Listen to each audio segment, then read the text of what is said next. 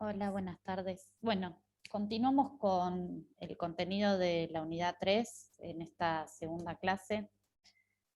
Vamos a tratar esta bibliografía, ¿sí? El capítulo 6 de Kicillof y el texto del capítulo 11 de Costa, Lange y Rodríguez, ¿sí? Y adicionalmente las páginas seleccionadas que figuran acá del capítulo 3 de Blanchard. Terminamos la clase pasada mencionando los objetivos de la teoría general de Keynes, ¿sí? Recordemos que dijimos que quería formular una teoría en donde convivieran la teoría monetaria junto con una teoría de la producción y adicionalmente eh, demostrar, ¿sí?, que el desempleo puede ser un estado de equilibrio, ¿sí? Desarrollar un modelo, un sistema económico que permita mostrar al desempleo como uno de los tantos equilibrios posibles, ¿sí? Y finalmente terminamos la clase anterior preguntándonos, ¿sí?, ¿cómo determinamos el nivel de ocupación? ¿Sí? Como una pregunta guía para la teoría de la demanda efectiva que vamos a ver en la clase de hoy. Una segunda cuestión que podemos formularnos tiene que ver no solo con cómo se determina, que es la primera instancia, sino una vez que entendamos cómo se determina este nivel de ocupación, ¿qué podemos hacer, ¿sí?, para modificar este nivel de ocupación? ¿Qué podemos hacer, por ejemplo, desde el Estado y desde la política económica para modificar los niveles de ocupación? ¿Sí? Porque ¿cuál va a ser el objetivo de la teoría de Keynes? Y proponer, analizar cómo se determina el nivel de empleo, cómo se determina el nivel de desocupación, ¿sí?, y poder accionar sobre el mismo, ¿sí?, poder modificarlo para aumentar el nivel de empleo. Bueno, arranquemos entonces con lo que vamos a llamar en esta unidad como teoría de la demanda efectiva. ¿En qué consiste la teoría de la demanda efectiva?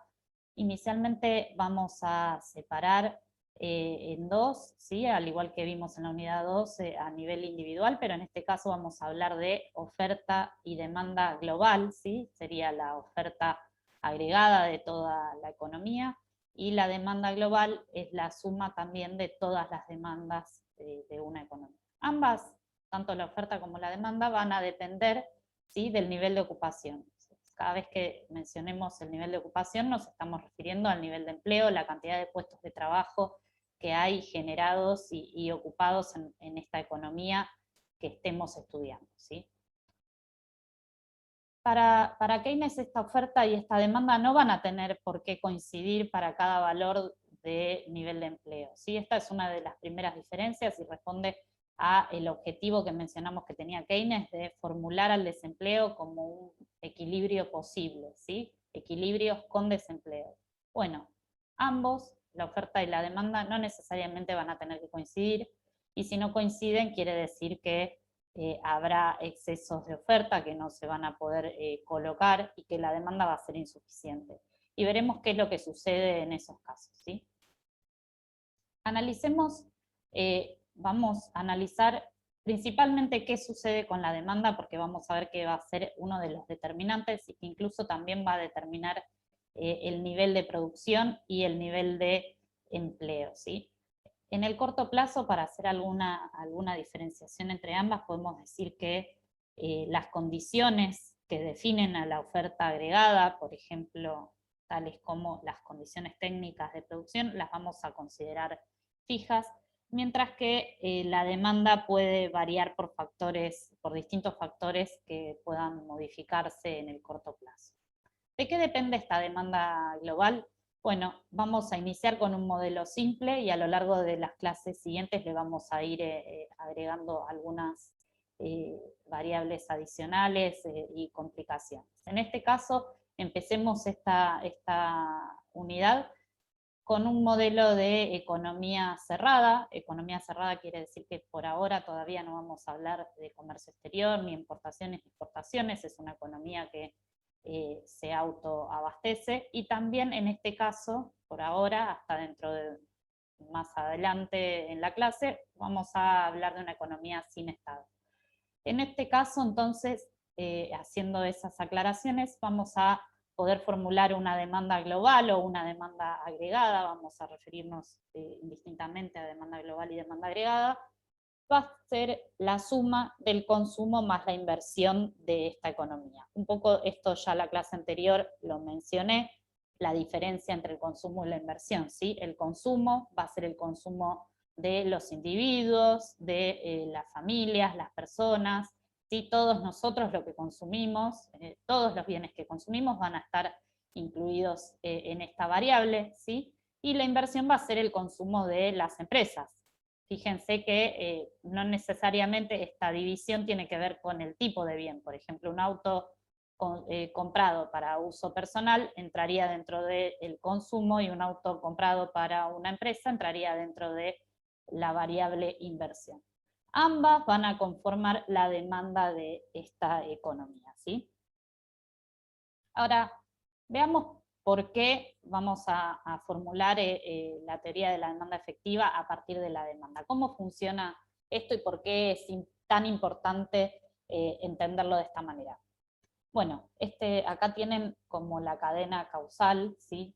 De la teoría de la demanda efectiva, y tiene que ver con cómo la demanda va a variar según el nivel de empleo. Entonces vamos a poner un ejemplo que tiene que ver con un aumento del empleo. ¿Sí? Pensémoslo, esto es muy intuitivo, pensémoslo de forma intuitiva, ¿no? Entonces, si se produce un aumento del empleo, ese aumento de la cantidad de puestos de trabajo van a ser requeridos para aumentar la producción de los bienes para los cuales se contrató esta mano de obra adicional, y esos trabajadores adicionales van a tener un ingreso, ¿sí? Van a tener un salario, y ese ingreso se va a sumar a todos los ingresos de la economía. Entonces, el ingreso total de la economía, la suma de todos los salarios, ¿sí? La suma de todas las ganancias, van a incrementar el ingreso a nivel agregado, ¿sí? Entonces, si hay más trabajo, ese trabajo produce más, y además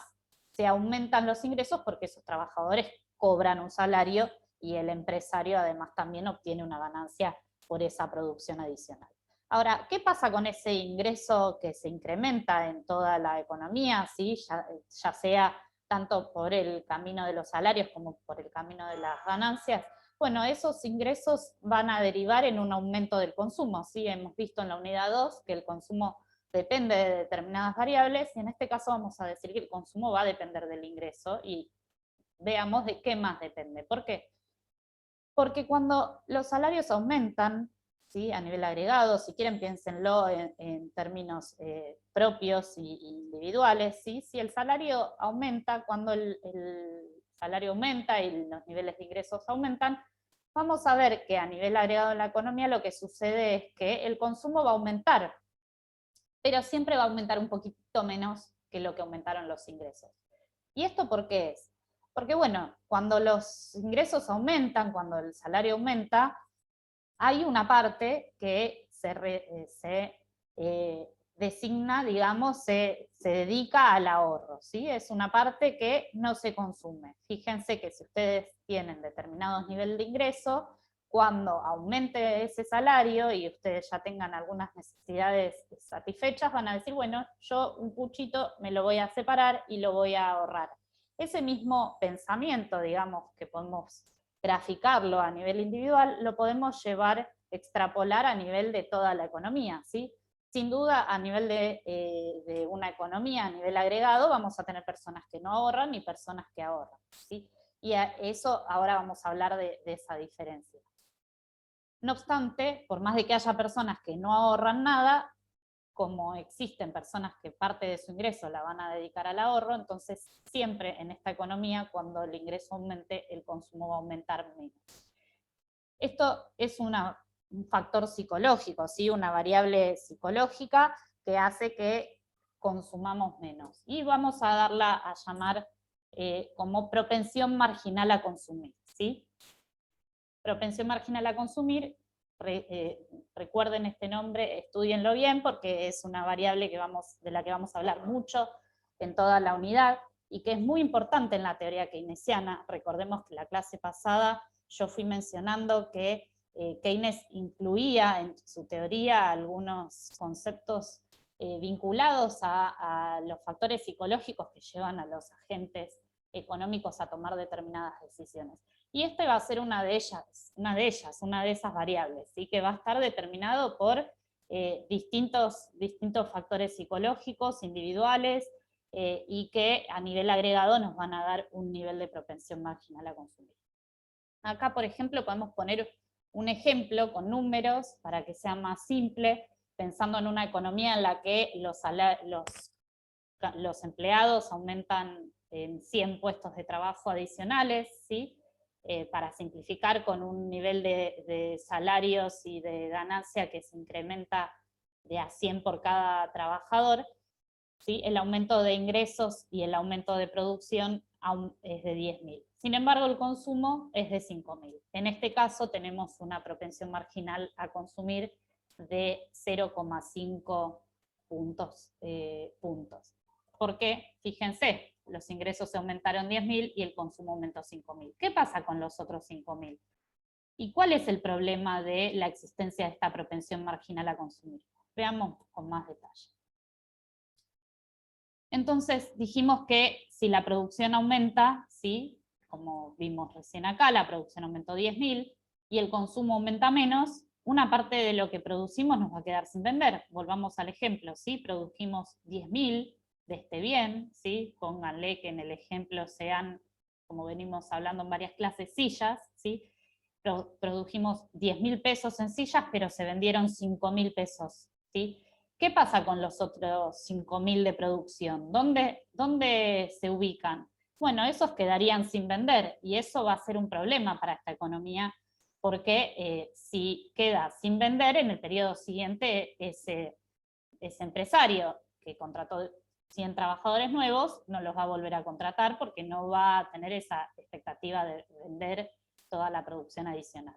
Entonces vamos a hablar en la teoría keynesiana de la demanda efectiva de la inversión, de la importancia de la inversión. Dijimos que entonces la demanda agregada se componía de dos componentes, consumo más inversión.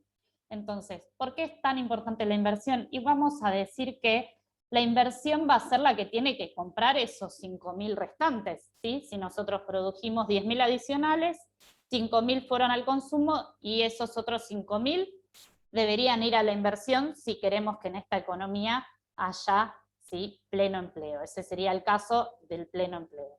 Entonces vamos a decir que necesitamos que la inversión compense, ¿sí?, esa parte de la demanda para que la producción, ¿sí?, se ubique, para que haya ese consumo. Si no, en el periodo siguiente vamos a tener una caída de la producción, ¿sí?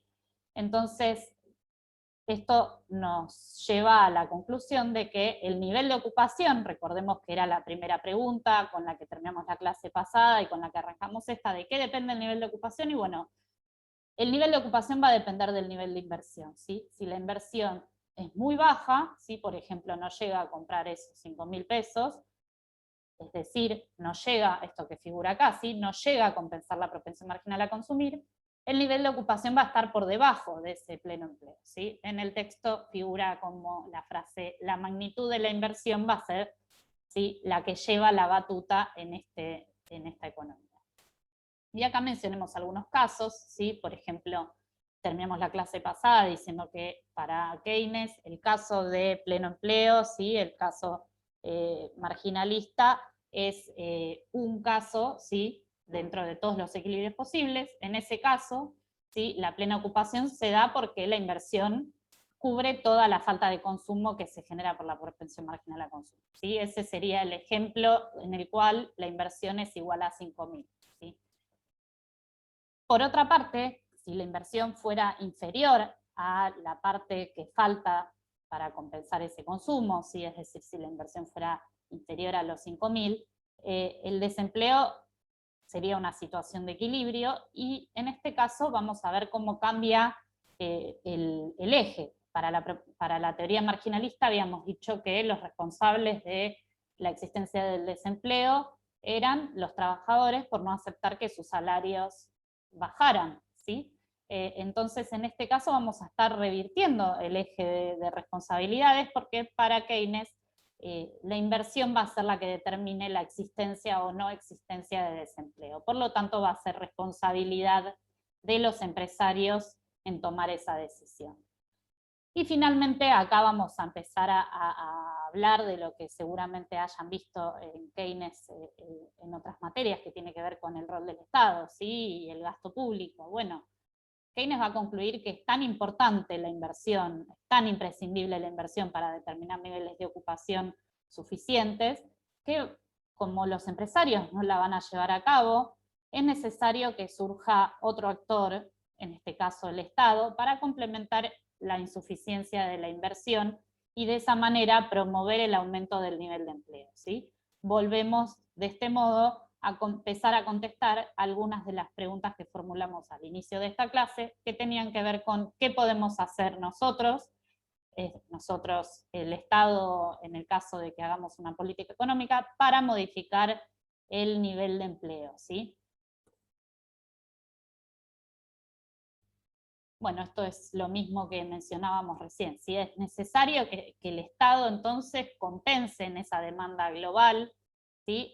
Recordemos que empezamos la clase con una demanda global sintetizada, en la que no teníamos Estado, solamente teníamos consumo e inversión. Bueno, en este caso vamos a sumar al Estado como otro actor que contribuya a esa demanda global mediante la política fiscal que vamos a ver en la clase del lunes siguiente, y la asignación del gasto, ¿sí?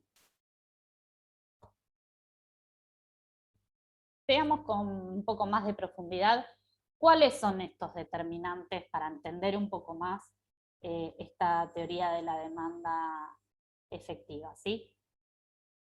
¿Cuáles son los determinantes de consumo? Desagreguemos este concepto de la propensión marginal a consumir, ¿sí? Vamos a decir que el consumo, ¿sí? La C, a partir de ahora, cada vez que vean una C, es consumo.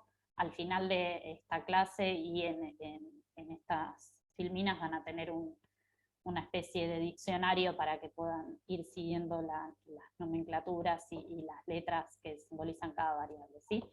Bueno, la C, consumo, va a depender de la propensión marginal a consumir y va a depender del ingreso, y específicamente vamos a hablar del ingreso disponible, ¿sí? Acá está multiplicando, ¿sí? ¿Por qué? Porque quiere decir que a cada nivel de ingreso se multiplica por la propensión marginal a consumir y eso nos va a dar, ¿sí?, el consumo.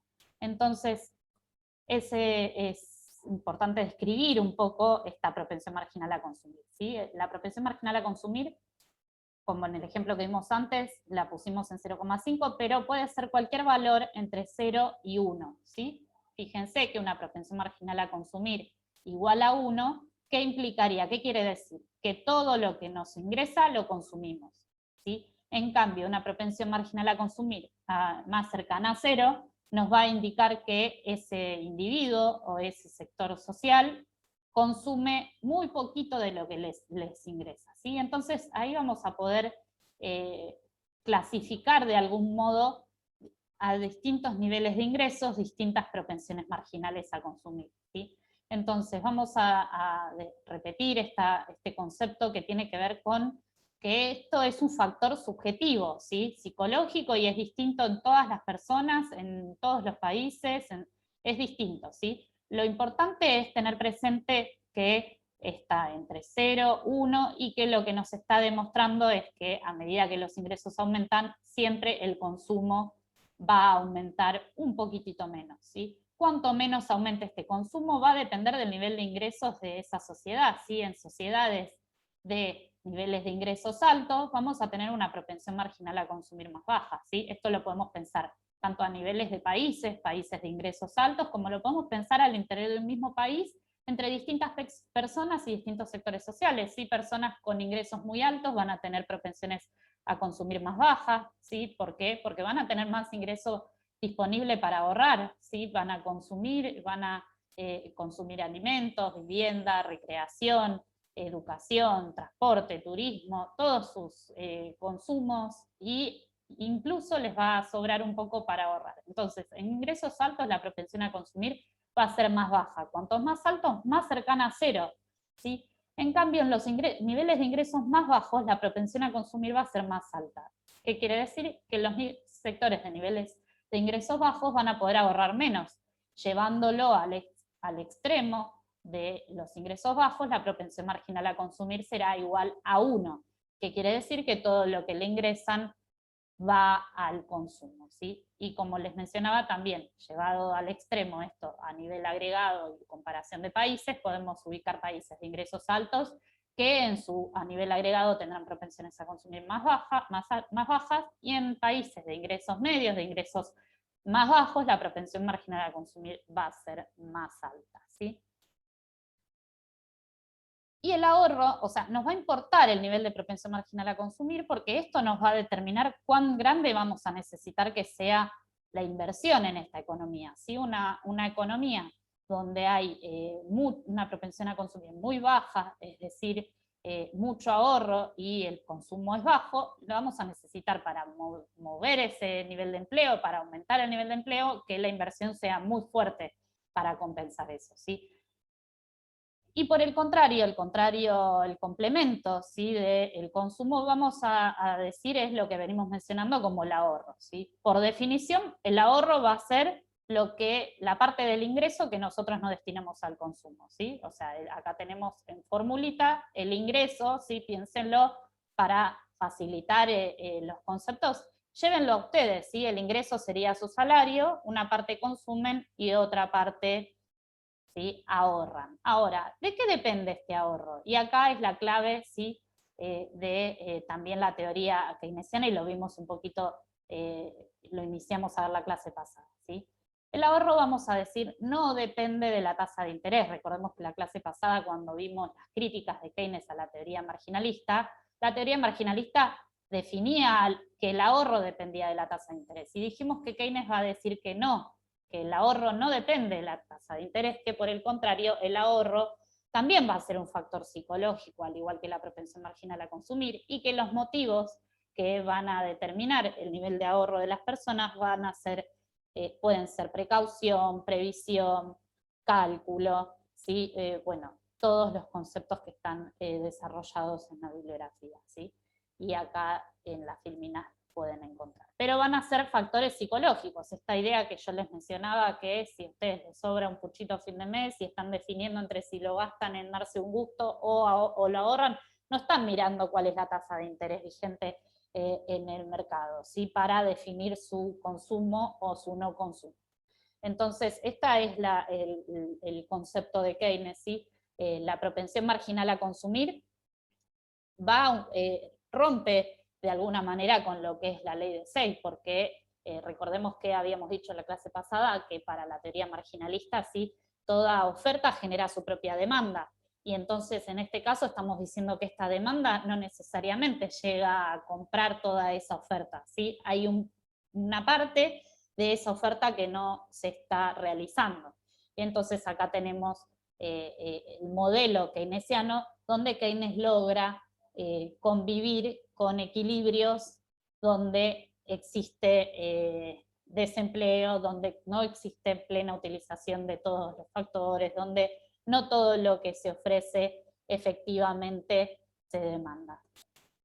Ahora, así como desagregamos un poco el consumo, veamos también de qué depende la inversión, que dijimos que es tan importante, ¿sí? Entonces, si la inversión es la que lleva la batuta, si la inversión es la que nos va a determinar cuál es el nivel de empleo, veamos de qué depende esta inversión. Y vamos a decir, como dijimos, ya adelantamos la clase pasada, que la inversión va a depender de dos factores, ¿sí?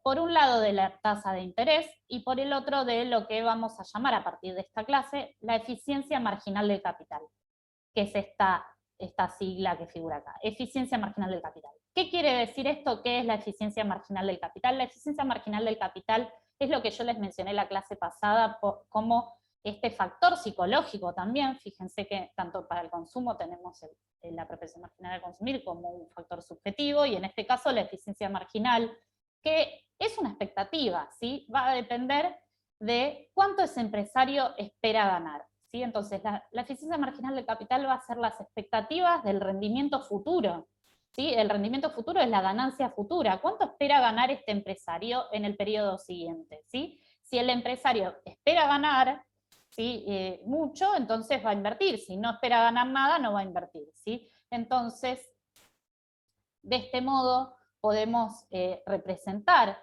con este gráfico cómo se determina, ¿sí?, el nivel de inversión en esta teoría de la demanda efectiva, ¿sí?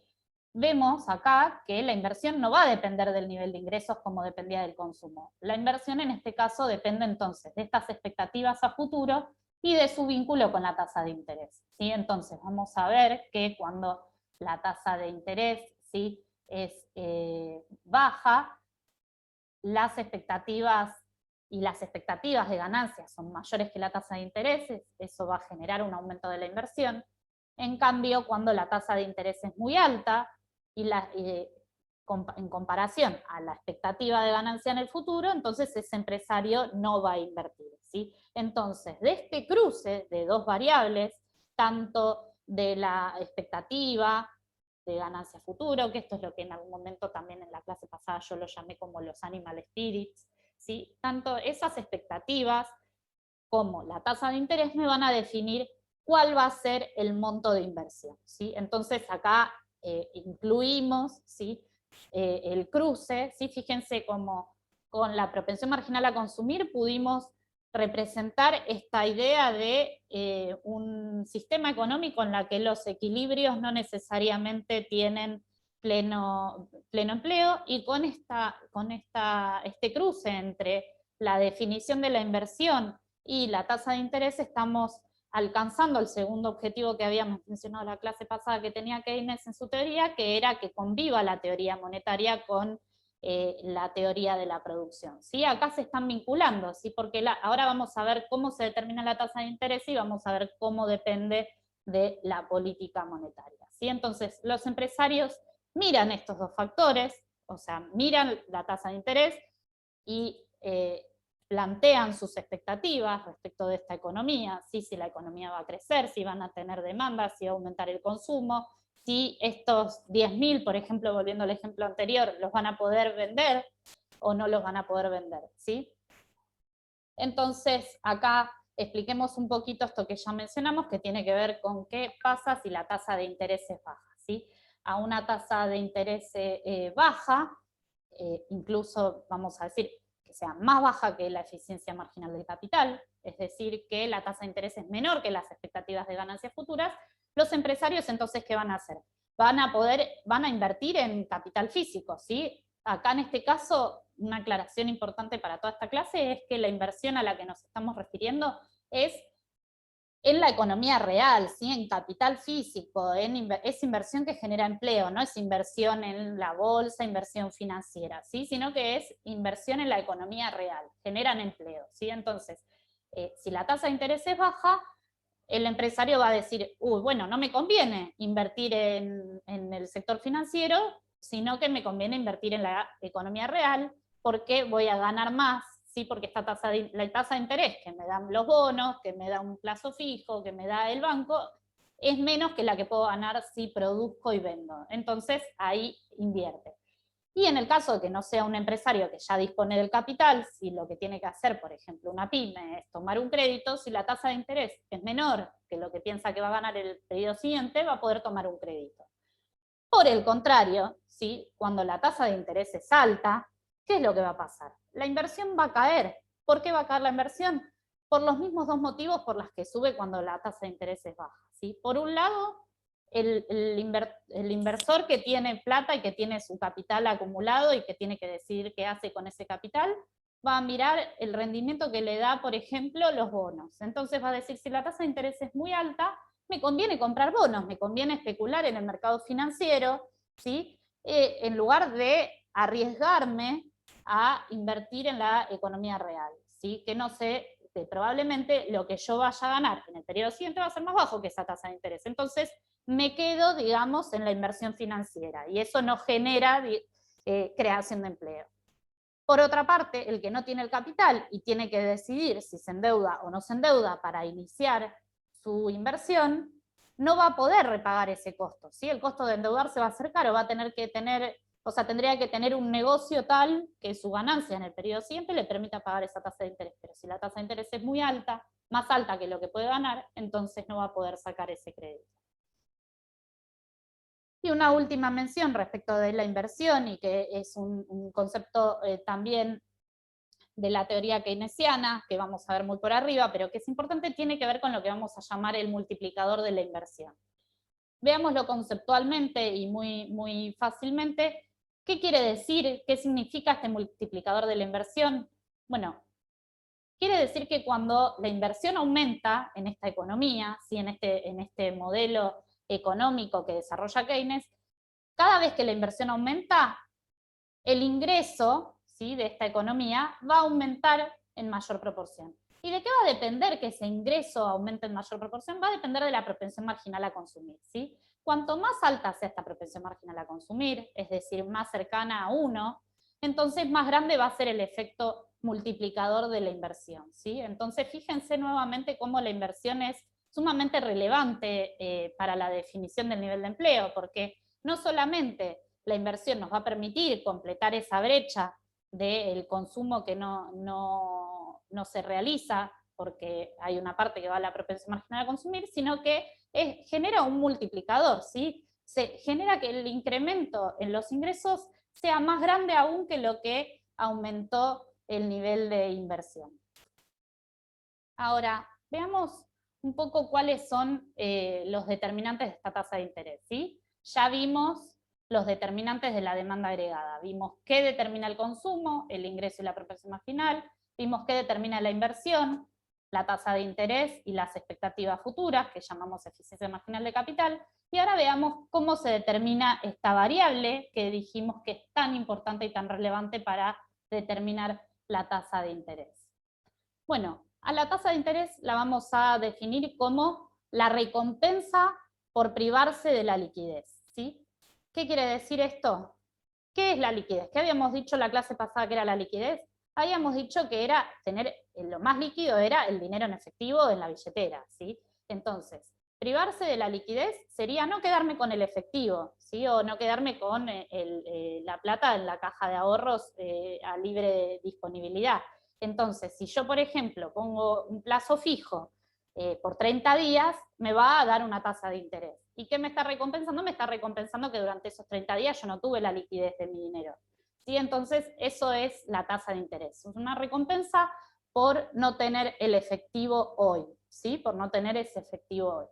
Va a hacer el nexo entre este deseo que podemos tener las personas de tener el dinero en efectivo y la oferta de dinero de la economía. Entonces, la preferencia por la liquidez es esto, es la preferencia que tenemos los individuos por tener dinero en efectivo, cruzada con la cantidad de dinero, que vamos a ver en las siguientes clases, cuando veamos política monetaria, cómo se determina. Acá les pido que esperemos a esa clase para definir esta variable, ¿sí? Pero el cruce entre la cantidad de dinero y la preferencia por la liquidez nos va a determinar cuál es la tasa de interés, ¿sí? Fíjense, acá nuevamente tenemos otro grafiquito donde tenemos la oferta monetaria. En este caso, a diferencia de los gráficos que han visto en la unidad 2, vemos que una de las curvas es vertical y tiene que ver porque la determina el Banco Central, entonces no es determinada dentro del modelo, es fija.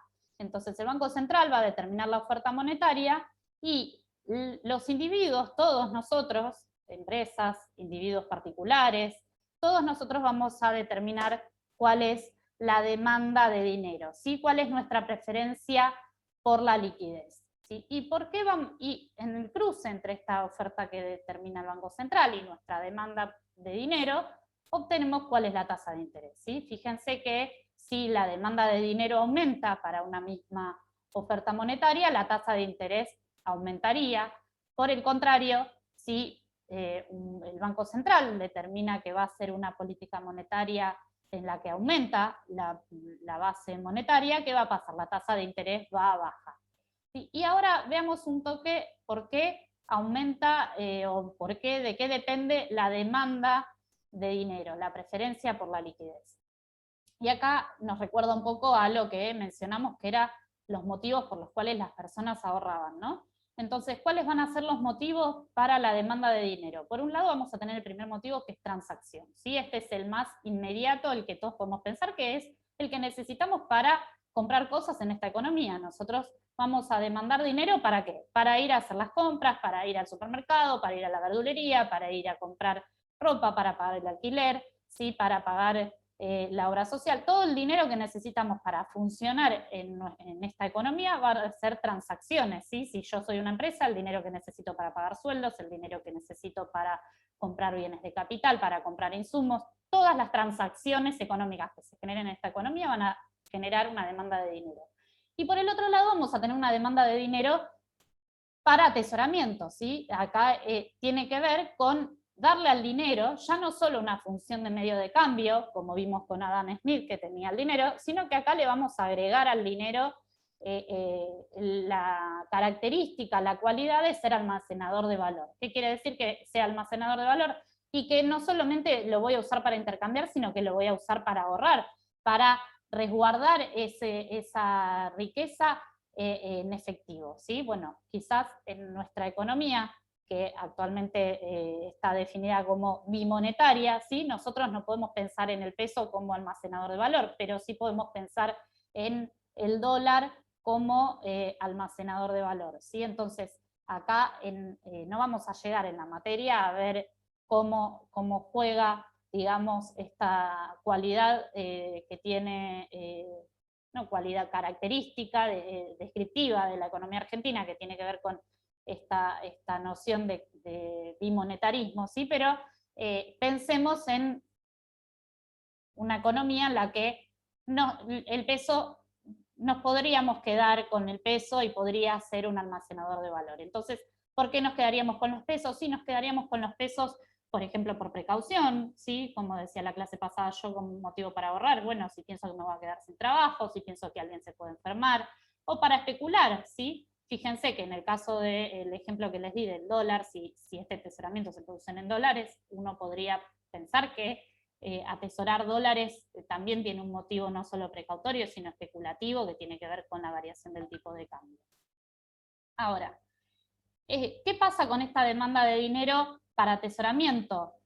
¿Qué pasa con lo ahorrado? ¿Sí? ¿Cómo se conserva esa riqueza? Y por un lado vamos a decir, una parte se va a conservar en efectivo, que es esta que veníamos hablando recién, y por el otro lado otra parte se va a ubicar, ¿sí? en el sistema financiero, plazos fijos, bonos, etc. Las personas que van a conservar el ahorro en efectivo tiene que ver con la incertidumbre, ¿sí? La evolución de los mercados financieros y también afecta a lo que hemos llamado preferencia por la liquidez, ¿sí? Si todas las personas tenemos deseo de quedarnos en efectivo porque tenemos miedo y respecto de lo que va a pasar en esta economía y tenemos mucha incertidumbre, entonces vamos a decir que la preferencia por la liquidez va a ser alta en esa economía, porque todos nos queremos quedar en efectivo, ¿sí? Y eso va a generar problemas en la economía, porque fíjense que si la preferencia por la liquidez es alta, la tasa de interés va a subir, ¿sí? Entonces, bueno, todo esto va a determinar cuál es la tasa de interés.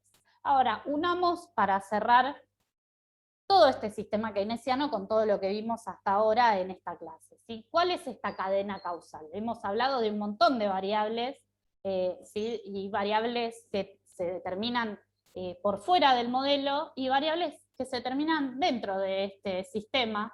Estas variables que se determinan dentro del sistema las vamos a llamar endógenas. En economía las variables que se determinan en el modelo las llamamos endógenas y las variables que vienen dadas, que vienen por fuera, que no dependen del sistema económico, o que no dependen de este sistema que estamos representando, las vamos a llamar exógenas, ¿sí? En este caso vamos a ver cómo todo esto que vimos, ¿sí? El consumo, la inversión, la tasa de interés, el multiplicador de la inversión, ¿sí? La propensión marginal a consumir, cómo todo esto nos va a definir el nivel de empleo y de esa manera poder contestar la pregunta con la que iniciamos la clase, que tiene que ver con cómo se determina el nivel de empleo en esta economía. Entonces, vamos a ir de atrás para adelante, ¿sí? Desandando este camino y pensando a esta economía como un sistema causal, ¿sí? En el cual todas las variables están vinculadas. Entonces, por un lado, dijimos recién, tenemos la demanda de dinero, esto que hemos llamado preferencia por la liquidez, y que junto con la oferta del dinero, de dinero que determina el Banco Central, nos van a definir el nivel de la tasa de interés. ¿Por qué nos interesa tanto la tasa de interés? Porque dijimos que la tasa de interés, junto con la eficiencia marginal del capital, que son las expectativas que tienen los empresarios de ganancia en el periodo siguiente, nos van a determinar la inversión. ¿Sí? Entonces dijimos que a tasa de interés muy bajas la inversión va a subir. ¿Por qué? Porque entonces me conviene invertir en la economía real, y además si tengo que sacar un crédito lo puedo pagar porque la tasa de interés es baja, pero que por el contrario, cuando estamos en una situación de tasas de interés muy altas, la inversión va a caer, va a caer porque entonces no va a convenir invertir en la economía real, sino que las empresas que tengan capital acumulado van a invertir financieramente, y además el costo de los créditos van a ser muy altos. La inversión, junto con el multiplicador de la inversión, que dijimos que era este factor que lo podríamos describir en forma matemática, pero que para simplificar está en la bibliografía, pero lo vamos a omitir acá, ¿sí? Que depende de la propensión marginal a consumir. Dijimos que cuando la propensión marginal a consumir era muy alta, el multiplicador de la inversión era más alto. Entonces, la inversión, junto con la propensión marginal a consumir, ¿sí?, nos van a determinar en qué nivel de demanda agregada y de ingreso nos vamos a encontrar en esta economía. Entonces, a partir de ese nivel de ingreso, definimos cuál va a ser el nivel de empleo, ¿sí? Entonces, fíjense cómo con todo lo que vimos en esta clase de hoy, todas estas variables que se vinculan unas con otras, se determinan unas con otras, determinamos cuál es el nivel de empleo. Entonces, el nivel de empleo, ¿sí?, va a depender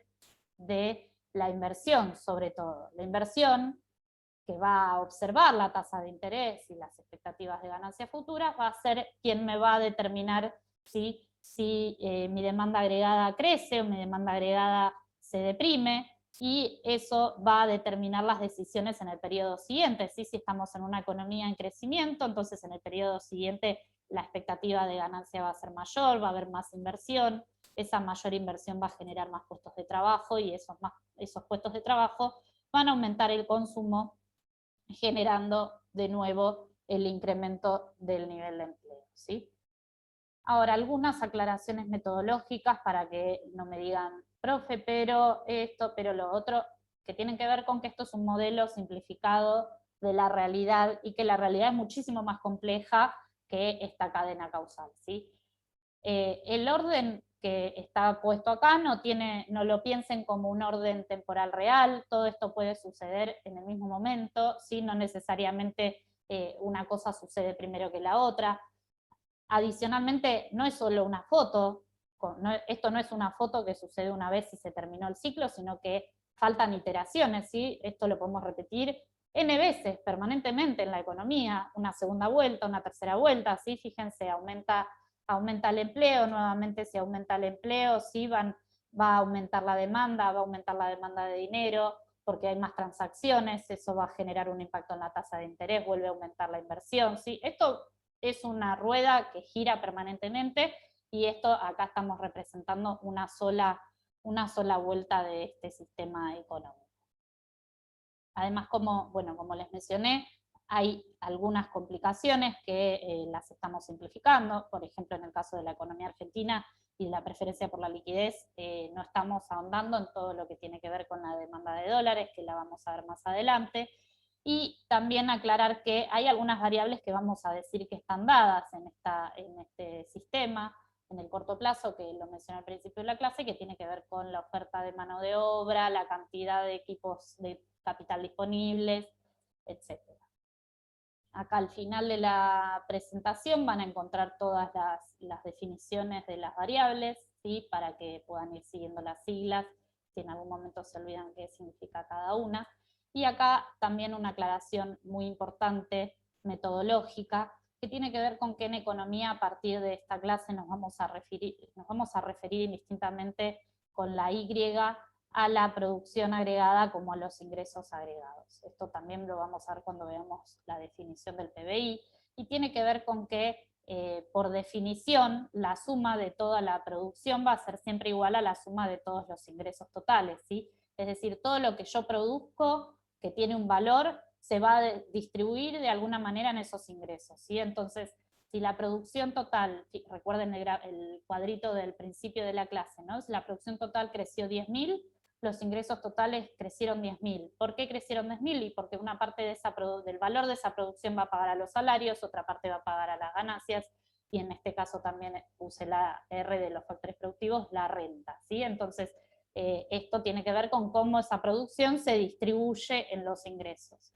Pero es una identidad, ¿sí? Una identidad quiere decir que siempre van a ser iguales. Entonces vamos a usar la Y, ¿sí? Como indistintamente para referirnos a producción y a ingresos, ¿sí? Siempre que hablemos de producción agregada, el ingreso va a ser idéntico, ¿sí? El ingreso agregado. Bueno, con esto terminamos la clase de hoy. La clase siguiente vamos a seguir con este tema, incorporando con más detalle de qué depende el Estado, ¿sí? Esto que dijimos en algún momento de la clase de hoy, que era el rol del Estado. ¿Cómo aparece el Estado en esta demanda global? Hasta la clase de hoy solamente hablamos del sector privado. La clase siguiente vamos a incorporar al Estado en esta ecuación de demanda agregada, ¿sí? Bueno, muchas gracias.